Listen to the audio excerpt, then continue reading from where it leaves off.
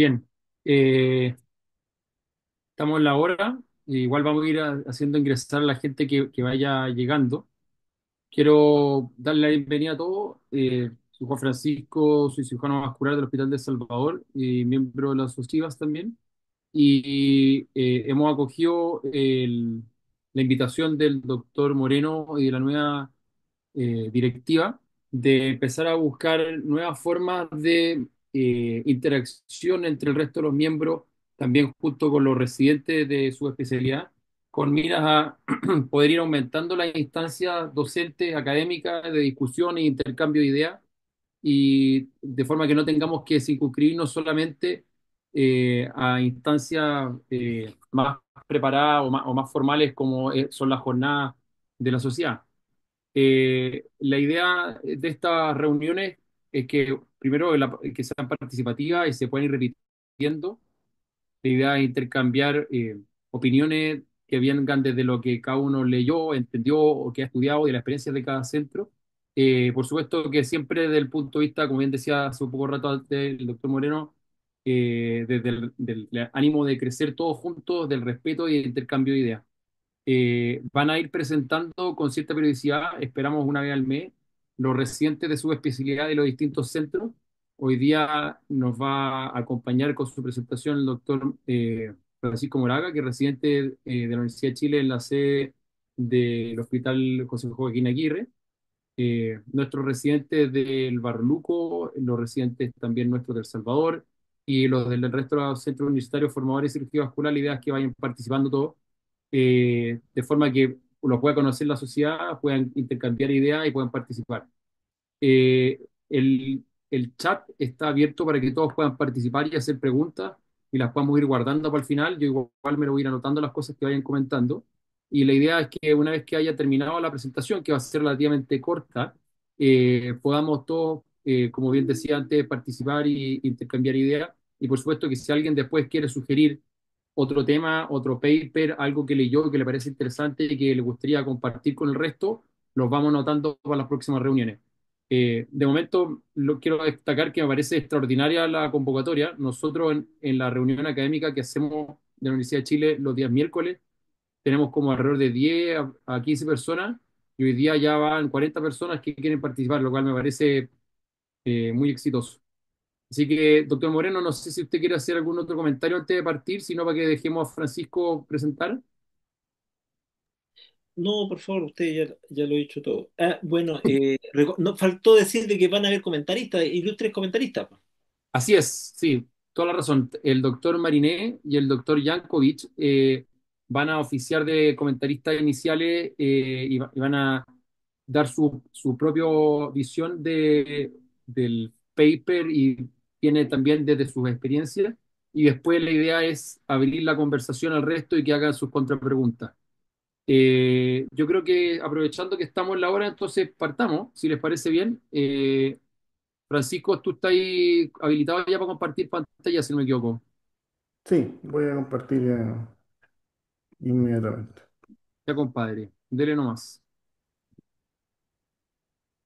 ¿Se ve bien ahí? Se ve súper bien. Bueno, buenas noches a todos. Como dijo el doctor Alaman y el doctor Moreno, soy Francisco Moraga, residente de cirugía vascular del Hospital Clínico de la Universidad de Chile de primer año.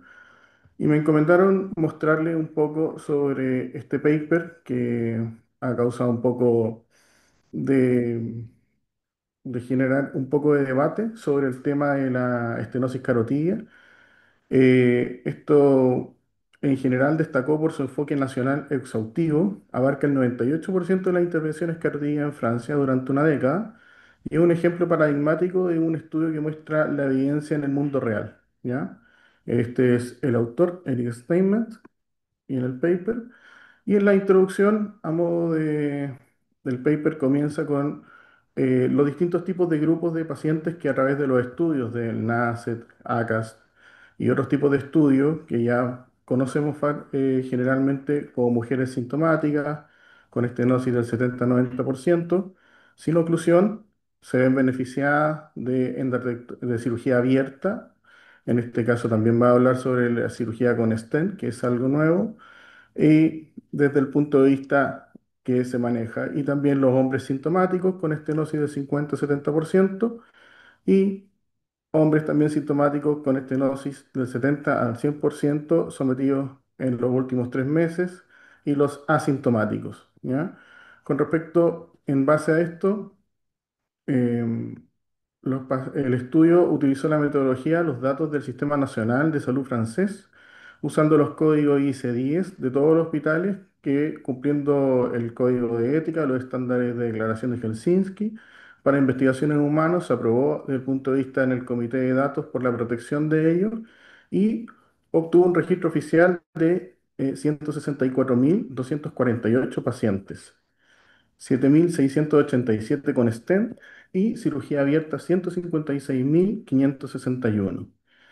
En ese contexto, durante el manejo de estos pacientes y en estos hospitales, clasificaron en distintas condiciones. Por volumen, en distintos quintiles, que representa el más bajo de 0 a 20% y el más alto de 80 a 100, correspondiendo a más de 62 casos anuales el más alto, y el más bajo menor a 15 intervenciones por año. Con respecto ahora a otro tipo de clasificación, también lo hicieron por periodo de tiempo, en que en general lo utilizaron por distintos estos periodos para ver el cruce de datos, y en este caso también sobre los tipos de hospitales, ¿ya? Con respecto a los distintos tipos de comorbilidades que se vieron, se las agruparon en distintos tipos de sistemas, generalmente respiratorio, cardiovascular y otros, que comprenden el alcoholismo, enfermedad hepática, enfermedad neurológica, insuficiencia renal crónica, anemia y enfermedad infecciosa y hematológica. Otra causa importante es que como estadística, pero no utilizaron esto como interpretación de datos, que desde la cirugía abierta la técnica por eversión dominó en un 42%, ¿ya? Y ahí también hablan sobre el cierre directo, con parche, el shunt y la arteriografía que se utilizó en cada uno. Sin embargo, el foco del estudio no fue hablar sobre la cirugía abierta, sino la comparación con el stent. En cuanto a los periodos, como les comentaba, utilizaron los distintos tipos de periodos para hacer los distintos tipos de cruce de información, y también para clasificar a los grados de comorbilidades importantes lo utilizaron la Chanson Community Index, que es una clasificación que se puede, que está validada para esto, hablando sobre los riesgos moderados, sin comorbilidad o riesgo elevado, que es algo importante en el trabajo. Con respecto a las características del sistema de datos, también, como le había comentado, los tipos de hospitales los clasificaron en no docente, privado con lucro, privado sin lucro y docente, para tener alguna evaluación. Con respecto a la estadística, utilizaron 9 pasos que transformaron el registro masivo de este mundo real, tomando una fase descriptiva, una foto de estos pacientes, utilizando el sistema NOVA, que compara las medias entre los grupos para variables continuas como edad, y el chi cuadrado para evaluar las categorías como por ejemplo el tipo de hospital, ¿ya? Entonces, esto antes de la muestra ya había una diferencia clara, como se mostró en las tablas como lo muestra anteriormente. La fase de ajuste que se utilizó en este caso es crucial, porque esto no es un ensayo lateralizado, y se hizo un matching que calcula la probabilidad de recibir stent según más de 20 variables clínicas y hospitalarias, y luego emparejó una a una entre el stent y la cirugía abierta, creando grupos comparables. Se verifica que el balance funcione con diferentes estándares, menor a 0,10, y los efectos aleatorizados por hospital actúan con un apellido común, que captura las diferencias entre los distintos centros como protocolo y experiencia del equipo quirúrgico.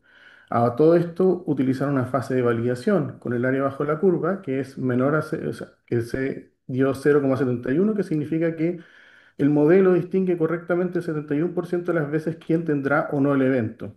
Esto es mejor que el azar, que recordemos que es el 50%, pero tampoco nos habla que es perfecto. El análisis de los subgrupos reveló hartas cosas interesantes, pero que en general lo que vamos a conversar sobre los pacientes operados no tenían un beneficio neto según los ensayos previos. Y en este caso muestran las imágenes y o sea, estadísticas, que es comparable. A la izquierda se ve esto antes de hacer el matching y a la derecha las barras caen por debajo del 0,10 del umbral tras el emparejamiento y esto respalda que cualquier diferencia de riesgo no proviene de un sesgo basal. Con respecto a las diferencias basales críticas entre los grupos de cirugía abierta y STEM, muestran un patrón claro que muestra un sesgo de selección, porque los pacientes que fueron a STEM eran aproximadamente 3 años mayores, lo que sugiere un sesgo de fragilidad y que el cirujano en ese caso tendía a evitar la cirugía en pacientes más ancianos, aunque la diferencia de mujeres es pequeña, también es clínicamente relevante, porque las mujeres tienen mayor riesgo de periprocedimientos documentados y casi la mitad de los pacientes con STEM fueron catalogados como alto riesgo quirúrgico, confirmándose que este se reservó tradicionalmente para pacientes considerados no aptos para cirugía. La mayor prevalencia de enfermedad coronaria fue en STEM y esto subraya que los pacientes tenían más carga arteriosclerótica y la enfermedad renal crónica asociada a peor pronóstico también es más frecuente en los STEM. Finalmente, el dato sobre el volumen hospitalario también es importante porque los pacientes que fueron en hospitales de menos de 15 casos realizaron proporcionalmente más STEM, introduciendo el efecto volumen como factor adicional que puede impactar en los resultados. Estas diferencias justifican el score matching que se usa en este trabajo para poder tener resultados que sean justificables. Y también mostraba en esta tabla, los hombres sintomáticos predominaron en 61% de toda la cirugía abierta y 64% de los STEM. Las mujeres asintomáticas aportaron 25% en cirugía abierta y 23% en STEM, de modo que globalmente casi 9 de cada 10 intervenciones son en pacientes sin síntomas. Y el paciente con alto riesgo quirúrgico, 44% en la cirugía abierta y 41% en el STEM, es decir, casi la mitad de la corte presentaba comorbilidades que en teoría harían más atractivo el abordaje por STEM. Aún así, la cirugía abierta mostró un perfil de seguridad que no cambió. Si aplicamos los criterios de beneficio neto derivados de ensayos aleatorizados, se observa que los subgrupos con evidencia favorable, hombres asintomáticos menor a 80 años y sintomáticos tratados menor a 3 semanas representan el 63% de la cirugía 20 y 37% caen en zonas grises, sin un beneficio claro demostrado.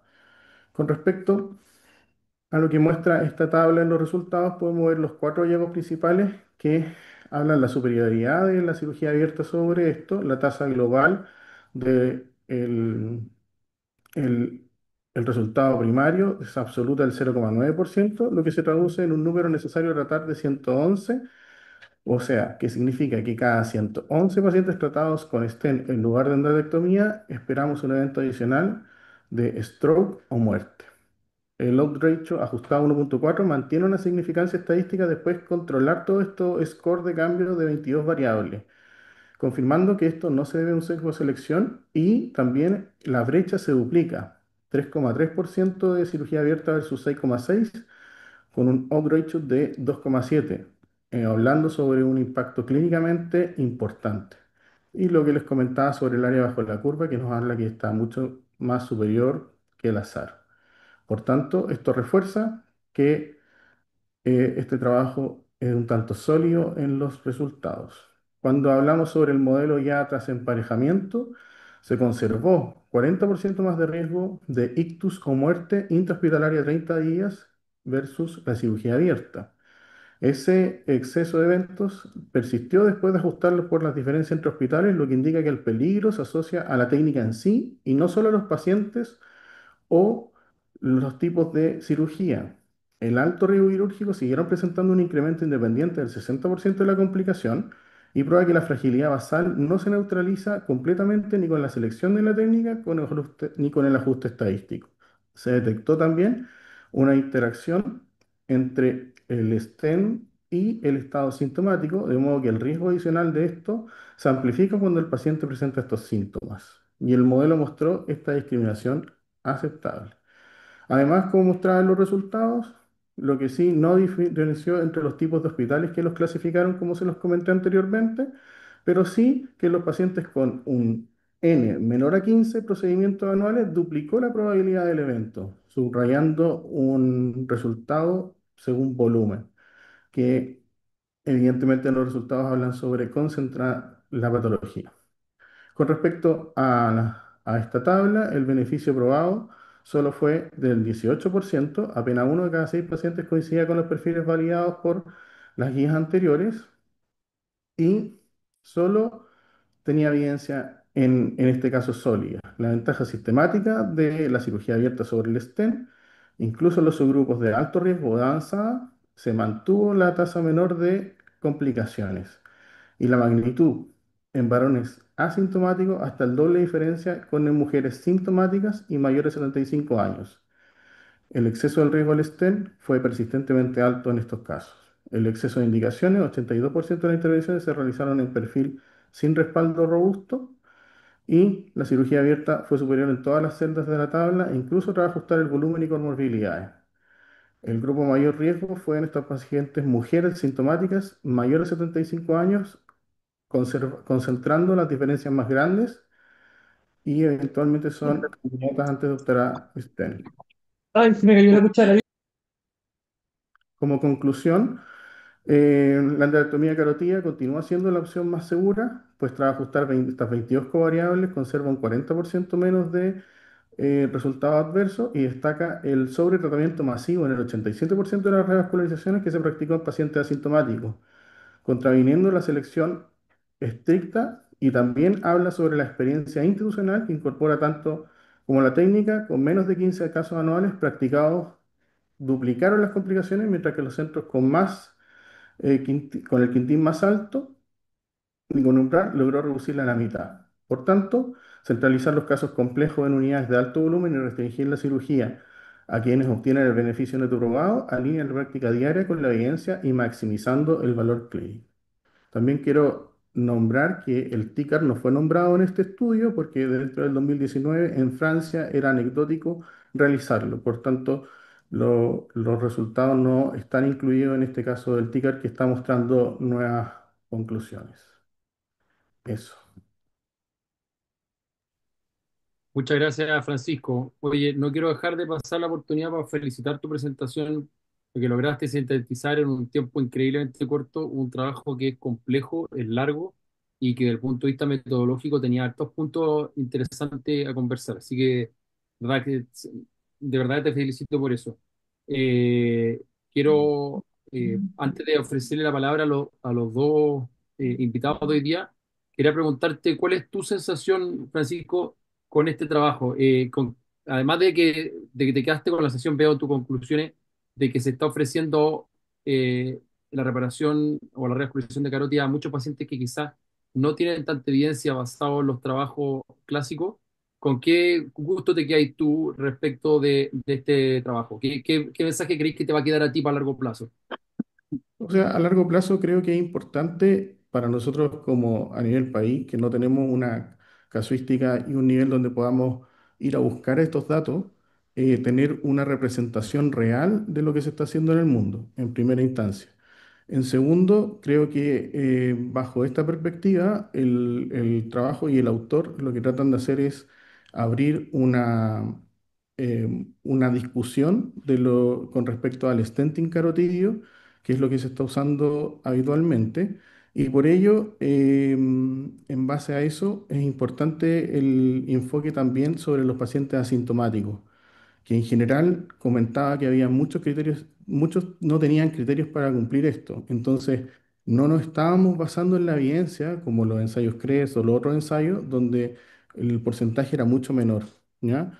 También creo que es importante nuevamente recalcar el caso de porcentaje o número de casos tratados y para eso también las guías europeas, que son lo que se rige esto, hablan sobre un número de 3% y por tanto requieren y auditan a cada una de las instituciones para que esto se cumpla, porque para eventualmente darle un beneficio claro a los pacientes, que el NNT que nosotros estamos buscando, nos va a pedir unos resultados que no dejan de ser muy altos, de alto estándar. Eso. Perfecto. Súper de acuerdo con tu comentario. Voy a ofrecer la palabra ahora al doctor Jankovic y al doctor Meliné, por mientras los que quieran ir haciendo comentarios o preguntas para que vayamos coordinándolas, por favor, mándenlas por el chat. Doctor Jankovic, no sé si usted quiere partir con algunos Sí, comentarios. claro, encantado. Gracias. Oye, bueno, a mí me tocó la suerte de vivir de cerca todo este tema de la carótida mi pabellón partía siempre para calentar el pabellón con una carótida todos los días. Operábamos carótida de lunes a viernes, y obviamente todos esos eran en su gran mayoría pacientes asintomáticos. Entonces ahí el doctor Sala está preguntando si los franceses tienen recomendaciones livianas para el manejo de asintomáticos. Eh, Mira, en verdad queda un poco la duda, porque las guías están, digamos, las guías son conocidas por todo el mundo. A favor de esta política, lo único que puedo rescatar es que los franceses son en general bien mal portados. Entonces, tienen una alta tasa de tabaco, no se cuidan mucho del tema de la alimentación, eh, el vino es lo único que los salva, pero toman en exceso. Entonces, todo eso hace que estos pacientes que normalmente el best medical treatment que tú deberías buscar como una cosa, una máxima para poderlo comparar a no hacer cirugía en asintomático, no se lleva a cabo. O sea, entonces es un mejor tratamiento que en verdad no es tan bueno. Y eso inclina un poco la balanza a que uno lleve a operar varios de estos pacientes, pero evidentemente llama la atención, 80%, y cuando uno llega para acá, a Chile, trata de aterrizarlo a la realidad, trata de guiarse, se da cuenta de que uno puede lograr muy buenos números con el tratamiento médico bien llevado, por ejemplo, yo en mi hospital estamos casi operando, yo te diría, un 5% de pacientes asintomáticos solamente en el año. Y el resto son solo pacientes sintomáticos.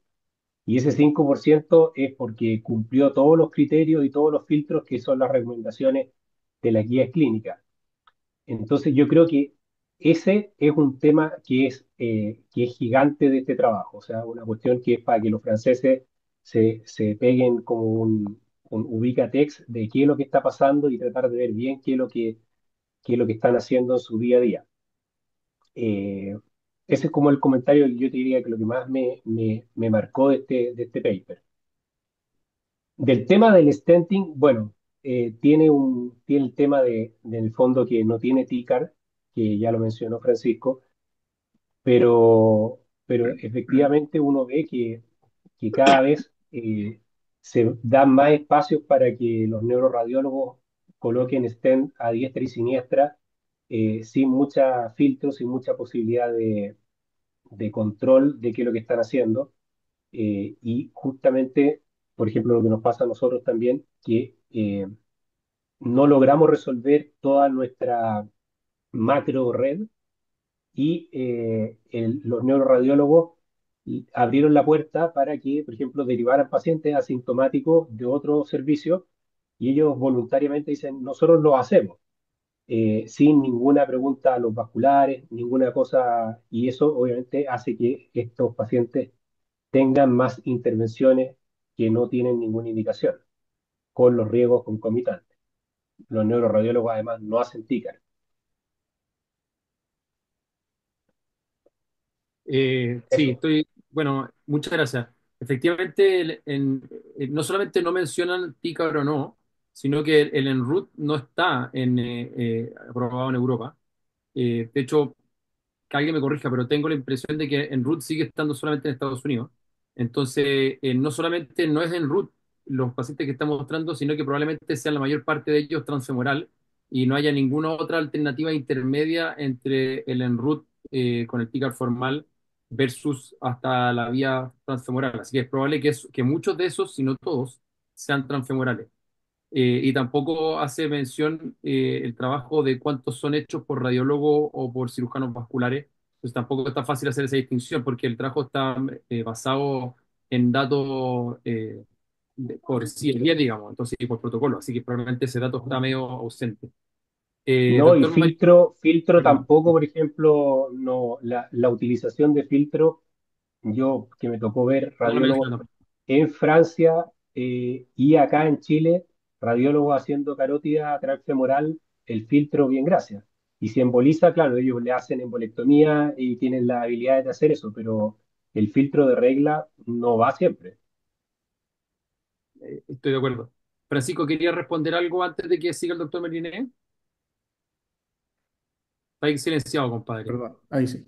comentar que el IS-10 que utilizaron, ellos mandaron la data y dentro de la data no está el TICAR como codificado. Por tanto, tampoco pudieron tener esa estadística y por eso lo pusieron que durante ese tiempo en Francia fue solamente algo en ese contexto. Y también complementar al doctor, que me pareció y algo importante de mencionar, que esta noticia que está recientemente en Estados Unidos van a presentar el trabajo, ahora en el Congreso que recién pasó mostraban que habían neuroradiólogos que comentaban sobre esto y decían que ellos tenían la angiografía directa, entonces la mayoría de las veces cuando trataban a los pacientes utilizaban al tiro el stent. Entonces la oportunidad de tratamiento en esos casos, los neuroradiólogos lo mostraron, en algunos comentarios lo vi en LinkedIn sobre eso, entonces me parece algo importante de tener en cuenta. Buenísimo. Ahora sí, perdón, doctor Mariné. Sí, primero destacar que es un trabajo en Francia. O sea, Francia no es el mundo y es un país, ¿no? Y yo conozco al autor, y tuve el privilegio de hacer un entrenamiento en la Washington University mientras él hacía investigación, un tipo muy agradable y muy serio, o sea, no tengo dudas sobre sus intenciones, pero no comparto alguna parte final de sus comentarios. En primer lugar, destacar que la manera en que él enfoca el trabajo es la adecuada, porque el indicador que ocupa es de muerte y infarto cerebral a 30 días como grupo de comparación, y eso es lo correcto. Eso es lo correcto y no incluir infarto del miocardio dentro de los endpoints, porque eso fue como un arreglo para poder favorecer el estatin carotidio y los resultados deben medirse por infarto cerebral y muerte a los 30 días, porque esos fueron los endpoints que se ocuparon para validar la técnica de revascularización en pacientes sintomáticos y asintomáticos. Por lo tanto, otro tipo de comparación no es una comparación adecuada porque se saltaría los estudios de la década del 90 prospectivos randomizados. Y en ese sentido, los grupos que compara él son grupos desproporcionados en número, por los mismos criterios que ellos ocupan. O sea, esto no es una comparación abierta entre dos técnicas, porque aparentemente el stenting carotídeo lo ofrecen a pacientes de alto riesgo y por lo tanto hay una proporción de 22 cirugías abiertas por cada stenting carotídeo. O sea, es un grupo en volumen no comparable. Estadísticamente sí dan los resultados, pero si uno lo va desglosando además en mujeres, etcétera, y por edad uno va, digamos, quedándose con grupos más chicos cuando uno quiere hacer las comparaciones en distintos niveles, que si yo, mayores de 80 años, menores de 80 años, hombres, mujeres, sintomáticos, asintomáticos, son muchos parámetros que se comparan en grupos que en el fondo el stenting carotídeo uno lo va desglosando en grupos cada vez más pequeños.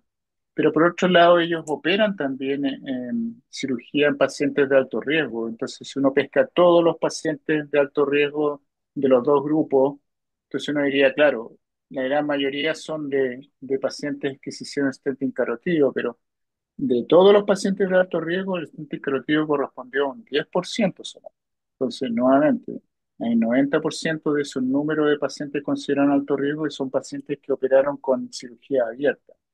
También el hecho de hacer un trabajo basado en los códigos tiene un sesgo. O sea, él dice que en el fondo del país, en Francia, la codificación y el CIE-10 es algo que, digamos, es válido pero todos sabemos que cuando son con código no siempre eso es así. Son, por lo tanto, también otra posible errores que son muchos centros, son muchos cirujanos. De hecho, las comparaciones entre resultados versus volumen del hospital es muy válida y es conocida desde hace muchas décadas. Eso no es algo nuevo tampoco que puso Eric, pero sí por este mismo asunto de la codificación, no es capaz de demostrar que también los resultados son variables según el volumen del cirujano, que eso también está muy demostrado. Y hubiera sido interesante hacer esa comparación, quizás políticamente hubiese sido incorrecto. Entonces, si uno va ya al grupo de los pacientes sintomáticos, es un grupo bastante interesante porque él lo menciona y no hubo palabras en la presentación, pero es algo muy importante, que en el fondo es lo que hemos visto a través del tiempo, que los pacientes sintomáticos cada vez hay una presión para operarlos lo antes posible. Entonces, un tiempo atrás, hace décadas atrás, eso no estaba claro y se decía que el paciente sintomático había que dejarlo enfriar y operarlo como en diferido en frío. Y son los mismos neurólogos los que nos están ubicando ahora para operarlo cuanto antes. Ahí mencionan entre menor a 3 semanas, en realidad es menor a 2 semanas y actualmente es de 3 a 7 días. O sea, el paciente tiene que estar operado entre 3 a 7 días para que tenga el mayor beneficio de rescate de la zona de penumbra y por otro lado el riesgo de hacer reinfarto cuando hay placas inestables, etcétera. Entonces, la tendencia actual es a operar los pacientes sintomáticos antes y lo más pronto posible.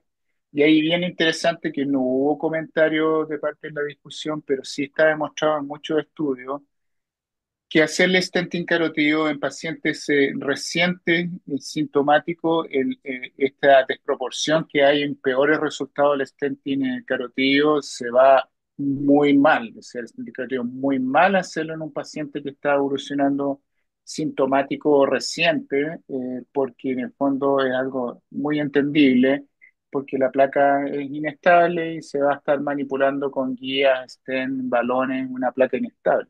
Ahora, lo más interesante es que hay trabajos, y no pocos trabajos, y cada vez mayor número, y se sabe desde hace 3 años, en las publicaciones y en los congresos, que aún el TCAR anda mal en pacientes con síntomas recientes. Entonces, el TCAR tiene un beneficio demostrado sobre o equivalente, no demostrado, equivalente a la cirugía abierta, pero después de las 3 semanas. Entonces, se crea este vacío en que el neurólogo dice, por favor, revascularícelo pronto, pero el TCAR es el doble de infartos cerebrales que la cirugía abierta si se hace antes de una semana.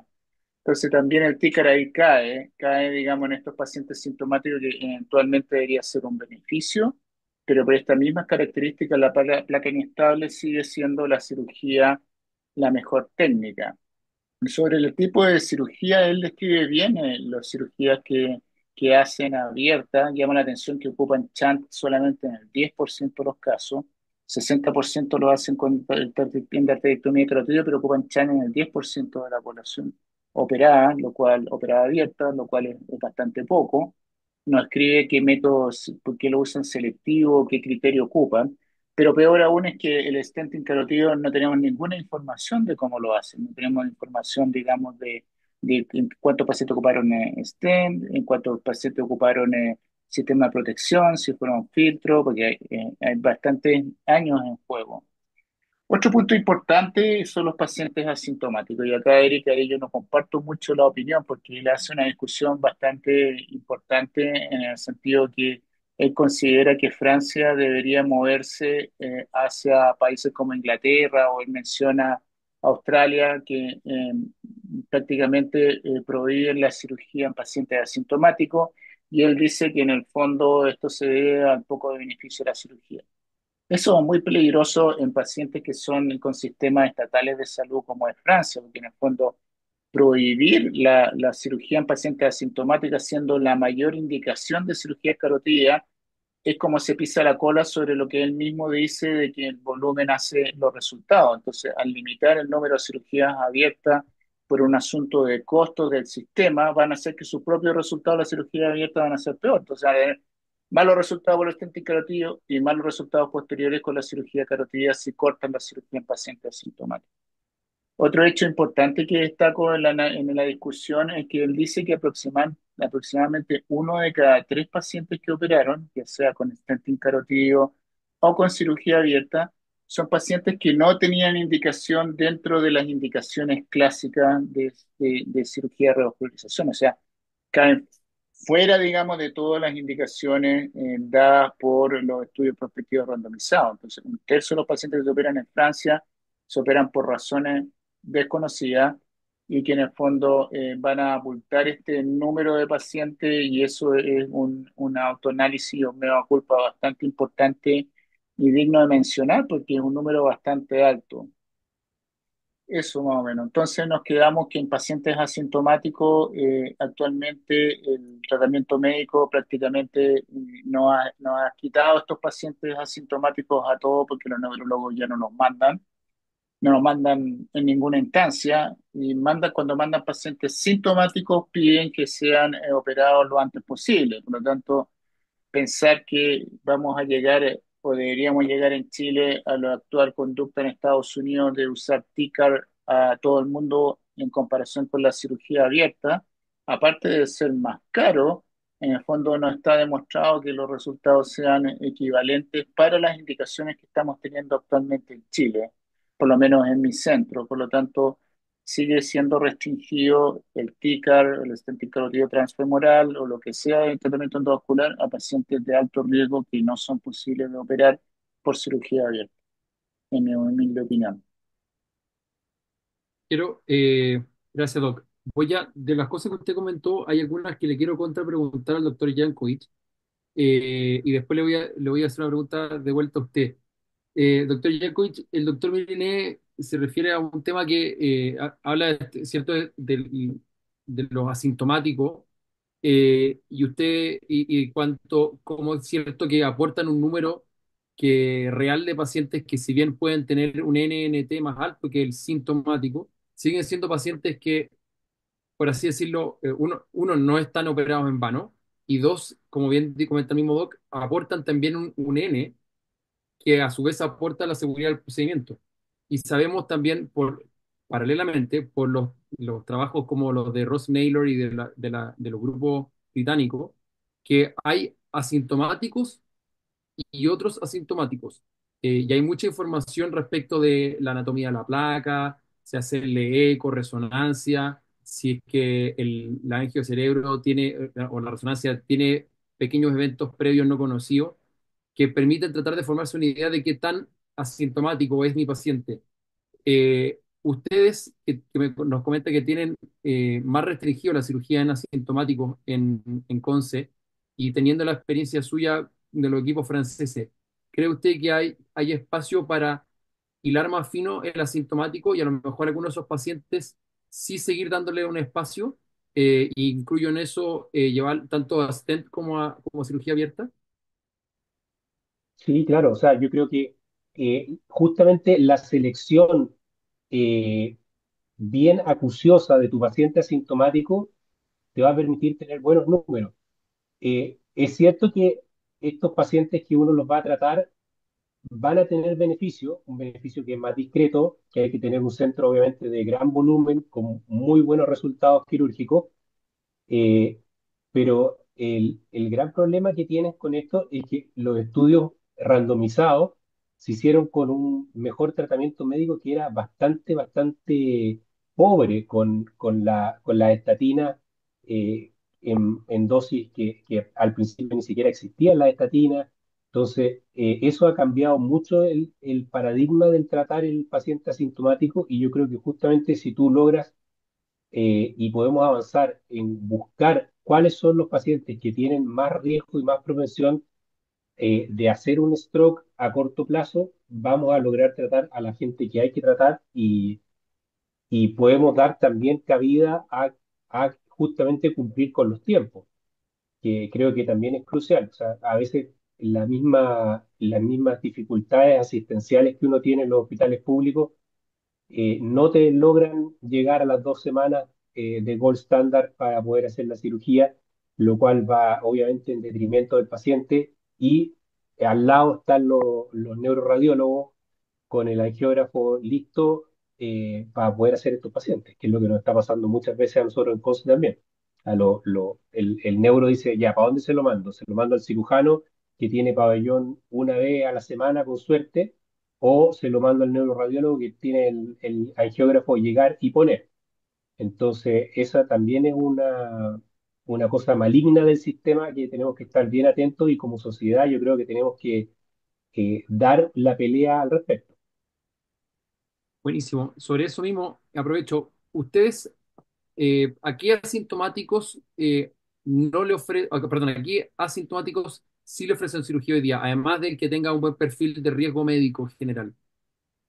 Las placas en general analizadas con eco, que las hacemos nosotros mismos, Ujú. placas que tienen aspecto vulnerable principalmente, que tengan buen perfil de expectativa de vida, a esos pacientes, obviamente con los criterios clásicos de cirugía con estenosis significativa, a eso le ofrecemos tratamiento. Perfecto. ¿Y tienen muchos sintomáticos? Como para que Sí, ocupe mucho espacio del asintomático.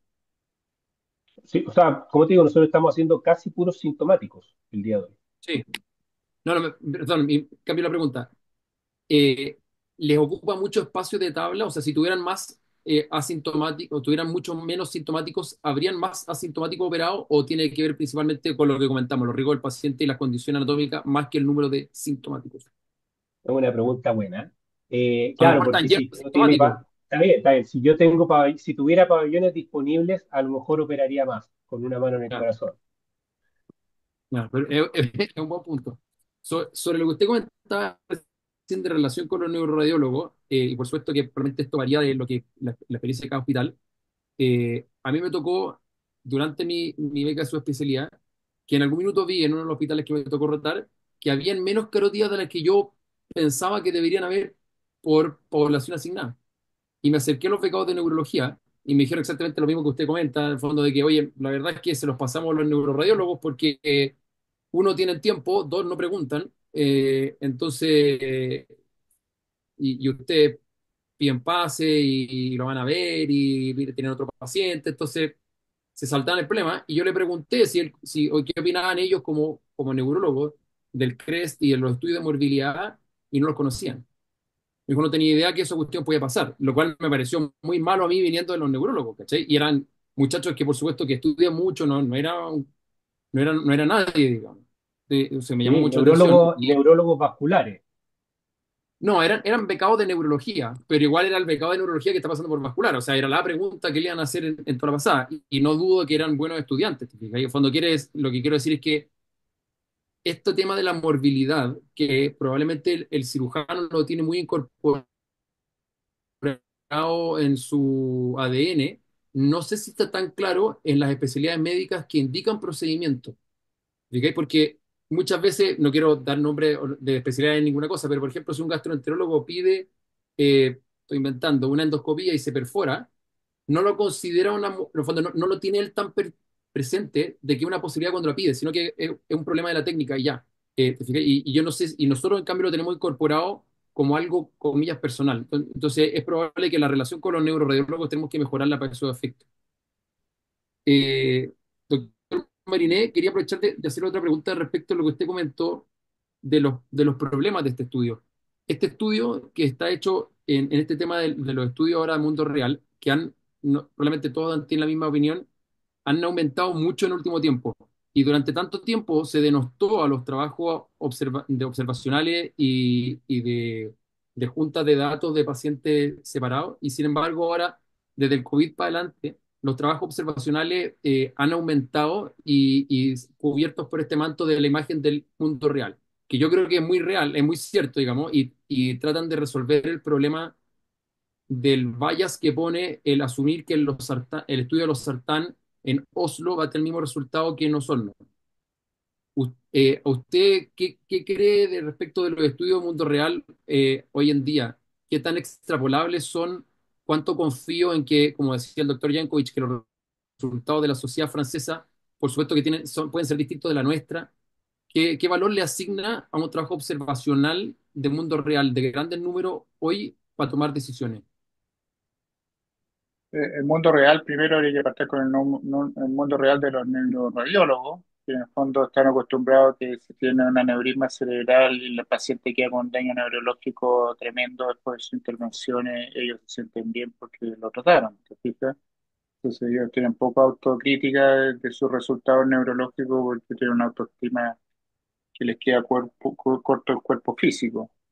Así que sí, esa pregunta iría un poco más a los neuroradiólogos. El tratamiento en territorio cerebrovascular, yo creo que es lo mejor que han hecho los cirujanos vasculares en la historia de la cirugía vascular en cuanto a demostrar evidencia dura para justificar una intervención.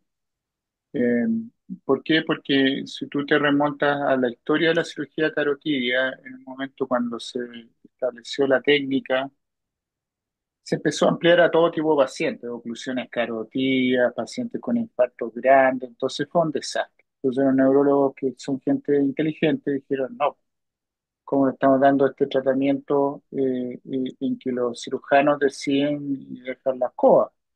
Entonces los cirujanos se ordenaron su fila y empezaron a hacer estudios prospectivos randomizados, que imagínate, la década de los 90 antes de que Mm. existiera toda esta cuestión de los internistas, del nivel de evidencia y todo lo que nos torturan todo el tiempo, ya los cirujanos vasculares estábamos haciendo estudios prospectivos randomizados en poblaciones controladas. Y eso es súper importante tener estos estudios porque es la manera de validar las técnicas. Porque si vamos nuevamente al mundo real, el mundo real en el fondo tiene gente criteriada y tiene gente descriteriada y es la mejor manera de matar una técnica.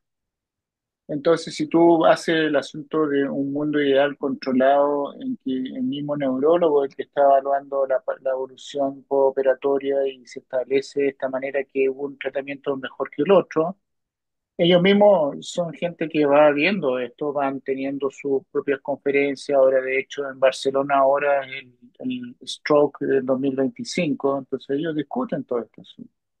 Ellos discutieron que en el fondo en países con sistemas centralizados, donde la esterectomía carotidia asintomática no se justifica y cada vez menos porque cada vez de los resultados de infarto cerebral en tratamiento médico en pacientes asintomáticos cada vez son más bajos y cada vez las estatinas van a ir mejorando los medicamentos y cada vez entonces, pero los pacientes sintomáticos, ellos ven que en el fondo está de vuelta, ellos necesitan que se opere cuanto antes, porque están las zonas de penumbra, ya ni siquiera piden resonancia de difusión, perfusión para evaluar zona de penumbra, ellos saben que hay penumbra y te van a buscar a operar. Para contestarle un poco a Billy el asunto del sistema público, nosotros en el sistema privado, que funciona como hospital privado, para nosotros, si el día de mañana yo tengo un bypass distal o tengo unas varices o tengo cualquier cirugía que se pueda posponer y alguno de mis colegas tiene una carótida sintomática, mi tabla queda absolutamente pospuesta. O sea, eso mata todo. Es como un aneurisma roto o una carótida sintomática. Mata toda la tabla. O sea, lo siento. Entra ahí y se pone primero y a primera hora. Y esta cirugía va a ser a las 8 de la mañana, no a las 5 de la tarde. Decía un poquito también de cómo nosotros nos ordenamos y qué prioridad le damos a la cirugía carotida. La cirugía carotida tiene que tener una prioridad y no tenemos que dejarle espacio a los neuroradiólogos para que se metan, porque ha pasado también en clínicas de Santiago que los cirujanos dejaron ese espacio y hasta la parte privada los cirujanos se metieron en forma fuerte y como grupos chicos los neurocirujanos se transmiten la información entre ellos. Por Mm. suerte nosotros, nuestros neurocirujanos también son neuroradiólogos, son neurocirujanos, entonces tenemos una conversación mucho más franca, pero a un poco a contestar tu pregunta, yo creo que los estudios mundo real son bastante importantes para saber que en el fondo aquel profesor, grupo, centro que hace fenestrado y tiene este resultado que todo el mundo hace en muchos casos en el día, en la semana. Obviamente interesa saber cómo es el mundo real, pues, porque en el fondo quizás para Chile le conviene hacer más tórax abdominales abiertos y que los cirujanos vasculares tengamos expertise en cirugía abierta que estar haciendo fenestrados con resultados que nadie publica, porque dime quién ha publicado fenestrados ramificados en Chile. ¿Ah? Entonces ese es el problema del mundo real. El mundo real yo creo que es necesario para ponernos a nosotros a decir en realidad esto es lo que hacemos y por otro lado, los estudios deben ser utilizados para validar la técnica, pero hay un asunto de conversación para largo y quedamos cortos con él. ¿Mm? Yo creo que tiene que ver, gracias.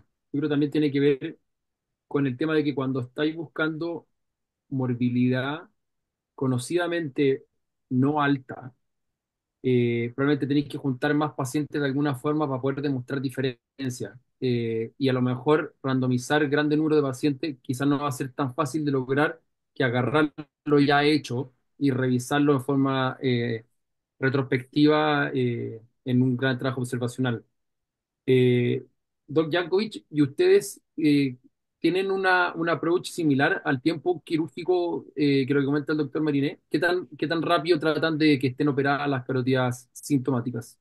También la carótida mata todo, mata todo.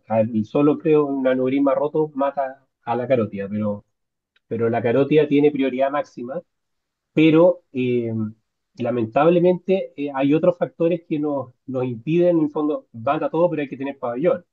Entonces, el día de hoy, por ejemplo, nosotros estamos súper súper restringidos de pabellones, estamos operando así como con lo mínimo, ya terriblemente lo mínimo, y eso retrasa obviamente la oportunidad de los pacientes.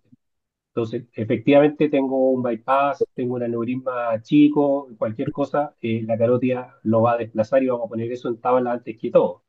Pero si tenéis pabellón una vez a la semana, y el paciente estuvo 3 días pastando en la urgencia antes que lo subieran a neuro, antes que le hicieran un Doppler, un escáner para saber que efectivamente tenía una estenosis carotidia. Además, al neurólogo se le ocurrió que el paciente tenía que dejarle clopidogrel porque pensó que un stroke intracraniano, entonces te lo deja con clopidogrel, aspirina, y nosotros por lo menos hemos operado a algunos pacientes con doble antiagregante, pero en general ahí se nos va otra semana más de depurar al paciente del clopidogrel antes de poderlo llevar al quirófano. Entonces estamos muy, muy, muy en las 2 semanas siempre. Entonces es difícil, es muy difícil. En lo privado no, en lo privado es trivial. O sea, el paciente llega, pum, para adentro, pabellón, pero en lo público realmente es complejo poder llegar a esas 2 semanas. Buenísimo. Me cuelgo de un comentario de lo que acaba de decir usted, para preguntarle al doctor Mariné. Este tema de la doble integración, muchas veces los neurólogos lo dejan casi como por acto automático. Nosotros en el Hospital de Salvador no ponemos mayor atención a si lo tiene o no lo tiene, en general. Y hay grupos como el de Lester, donde partieron con todo este trabajo hace tiempo de darle clopidogrel a propósito, preoperatorio. A lo mejor no grandes dosis, a lo mejor no una carga, pero a veces una dosis preoperatoria de un solo comprimido de 75 miligramos. Doctor Mariné, usted en su centro, ¿qué opinión tienen respecto de la doble agregación en el preoperatorio de pacientes de carotida abierta? O sea, el trabajo de usarlo como una especie de profilaxis. eh, Así es. Nosotros no lo ocupamos. eh, pero operar a un paciente, como dice Billy, de doble antiagregado plaquetario, bien antiagregado plaquetario, un paciente que la endarterectomía sangra por todos lados, hay que pedir plaquetas porque no va a parar solo, y se prolonga la cirugía más de lo que uno quiere y el riesgo de infección, porque no es menor la doble antiagregación. Hay que agregar además el hecho que en Chile, hasta donde yo sé, no tenemos estudio de cuán efectivo es el clopidogrel, porque hay resistencia, hay que recordar que el clopidogrel, cuando uno lo toma, es una molécula inactiva que requiere citocromos hepáticos para activar la molécula. Entonces, mucha gente puede tomar clopidogrel y no tiene ningún efecto. De hecho, eso hay que medirlo, especialmente cuando de repente alguien dice, le suspendemos la aspirina y lo dejamos con clopidogrel, puede ser que lo estén dejando sin ningún antiagregante. Entonces, hay que tener mucho cuidado en eso, porque no tenemos ni idea en realidad en nuestra población cuál es el porcentaje de, entre comillas, resistencia al clopidogrel, porque no es resistencia, sino que es una falta de activación de la molécula. Eso no se ha medido.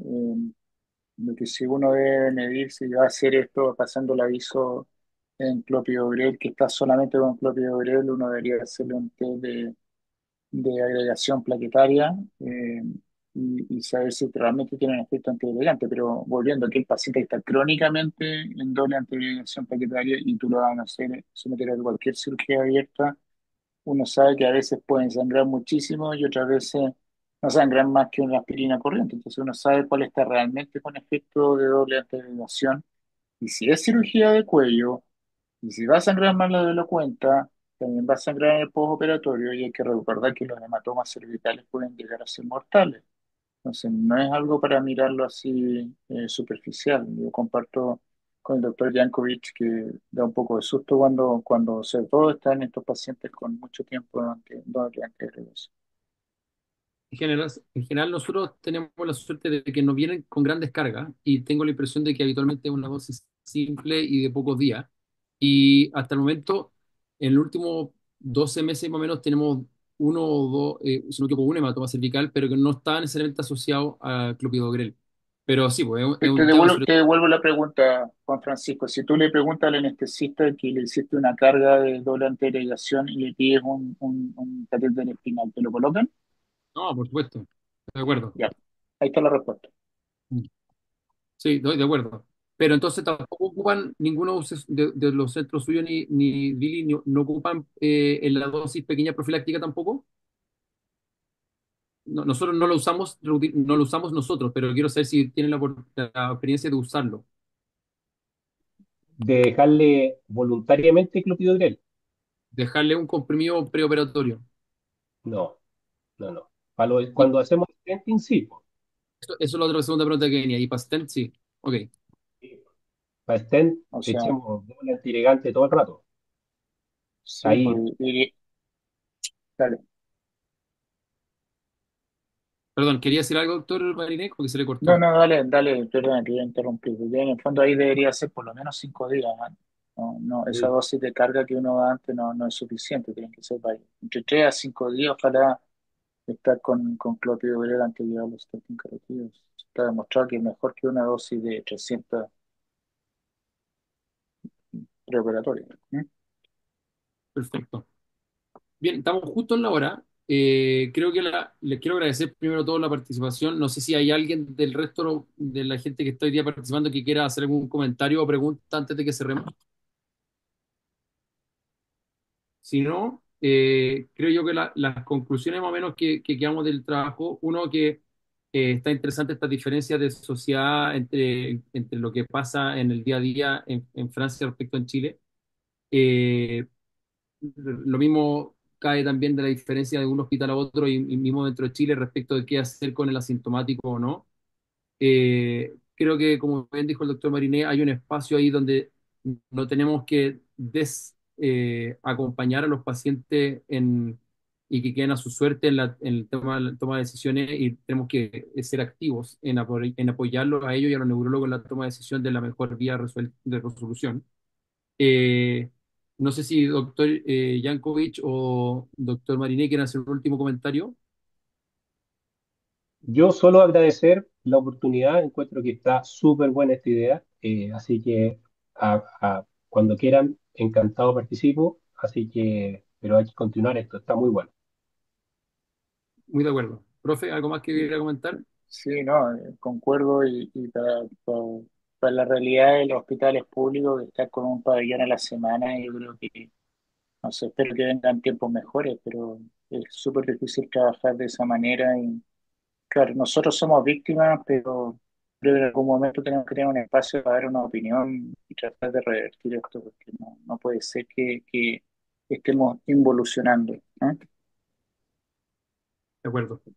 Bien, un abrazo a todos y de acuerdo en que vamos a tratar de que se siga repitiendo esto. Ojalá va a ser en forma mensual. Ahí vamos a ver cómo funciona todo. Un abrazo, buenas noches, Y que estén bien. yo propongo a mi becado que pueda hacer la próxima reunión. Lo ofrecen en sacrificio. Sí, Ya. Desde la montaña. Bueno, chao, que estén bien. chao. Chao, chao. Chao. Chao. Chao.